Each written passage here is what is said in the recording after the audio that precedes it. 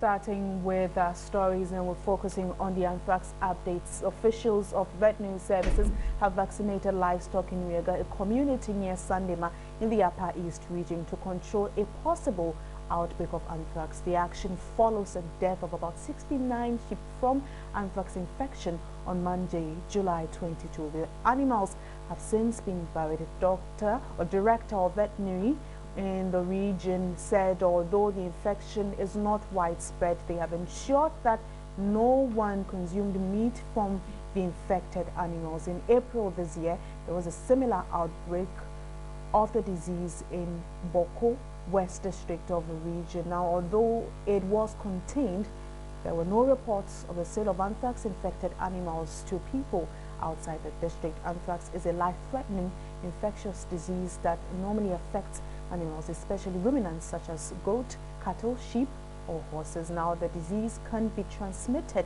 to humans by contact with infected animals or their products, but it does not spread from person to person. And we do have one of our reporters, Eva Tipoga, up in there. She's in the Upper East region to give us an update on the anthrax spread.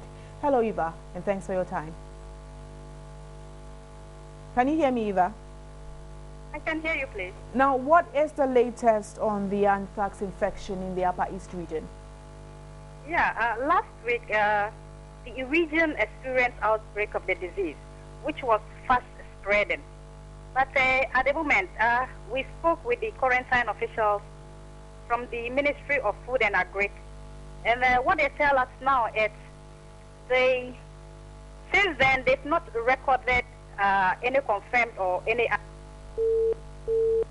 We have lost Eva on the phone, but we'll try our best to get her back on the line. But officials of the veterinary service have vaccinated livestock in Wega, a community near Sandema in the Upper East region, to control a possible outbreak of anthrax. The action follows the death of about 69 sheep from anthrax infection on Monday, July 22. We're trying to get Eva on the phone line. When we do get her, we'll talk to her to give us more update on the anthrax infection in the Upper East region. But we're looking more on health, and management of the police hospital has called on the public to help renovate the maternity and labor wards of the hospital to meet fast-growing demand for healthcare delivery.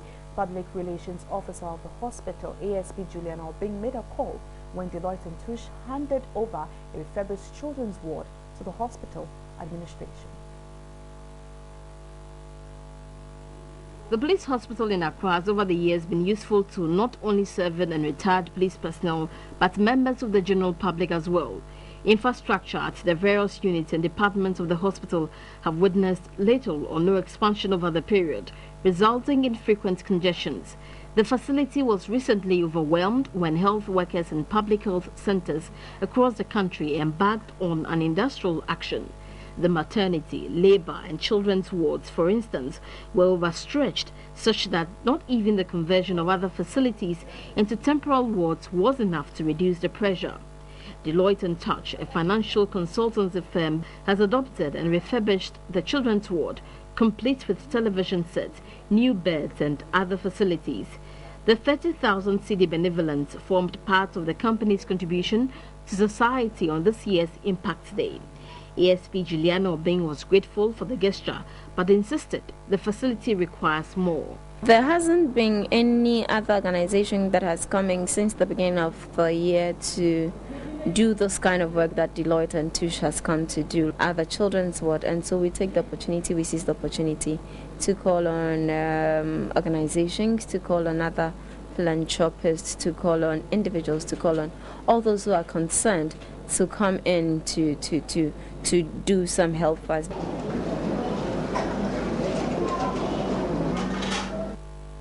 You're watching Midday Live. We're still staying on health, and a German professor in cardiology has attributed the increasing heart-related diseases in Ghana to changing lifestyle, lack of exercising, and low investment in preventive measures. The disease is said to move from the 10th position to a lead killer in Accra. The country is seeking to deepen partnership with Germany to increase awareness.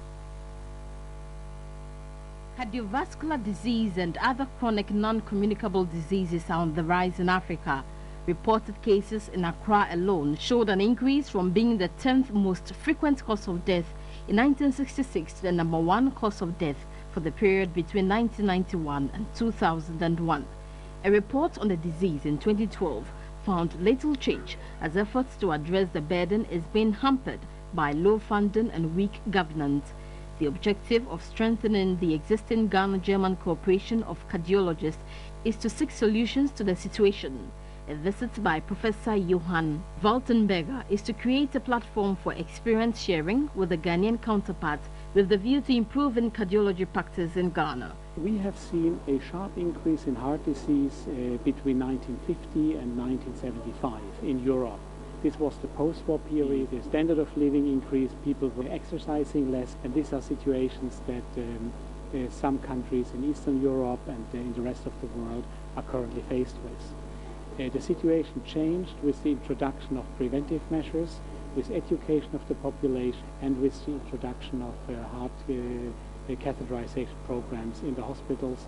The renowned cardiologist and head of the cardiology department of the University Hospital, Muensta, shared some thought on improving cardiology practice in Ghana. For the cardiovascular field, what we have learned is that compared to some of the other diseases, that the amount you need to invest in order to improve the general health of the population, putting money into cardiovascular disease is a very good investment. We're still on health, and then we're going back to the Upper East region, where I did tell you about veterinary services having vaccinated livestock in Rega, a community near Sandema in the Upper East region, to control a possible outbreak of anthrax. We're going back to the phone line where we have Eva Tiboga still there to give us an update. Hello, Eva. Hello. We lost you on the line early on. Yeah. Like I was saying, the region experienced outbreak of the disease, which was fast spreading last week. But quarantine officials from the Ministry of Food and Agriculture tells us today that since then they've not recorded any confirmed or suspected case again. And so far, they have vaccinated over 5,000 animals within the 8-kilometer cycle radius. That is the most affected areas. That is Wiaga specifically, where the disease started. And with the 2,000 vaccines that have been carted in the region, the vaccination is fast moving, and they are almost about finishing. They've gone about 3/4 of the areas to be vaccinated. But what is left is very little, and that they hope they'll be able to finish with that. So they've told us the situation is under control, and that measures that they really put in place to ensure the disease is being quarantined and then to prevent it from spreading to other areas are still in place. No vehicles are moving with animals any longer. Butcher houses are being closed down. So the situation for now is under control. But how soon are they hoping to quickly complete the vaccination exercise they're having there? Yeah, they told us Tuesday they should be able, that is today, they should be able to finish with the vaccination exercise. All right. And the sale of Yeah. infected animals, is that also being monitored carefully? Even though you're telling me they are not being moved in and out of Rega, but what about the sale? How are they keeping their eyes glued to check that it doesn't happen at all? Yeah, the police service and other organizations are in the district roaming to ensure that the orders are being complied with. All right. Thank you very much indeed, Eva. We will get back to you on the update of anthrax in the Upper East region, but we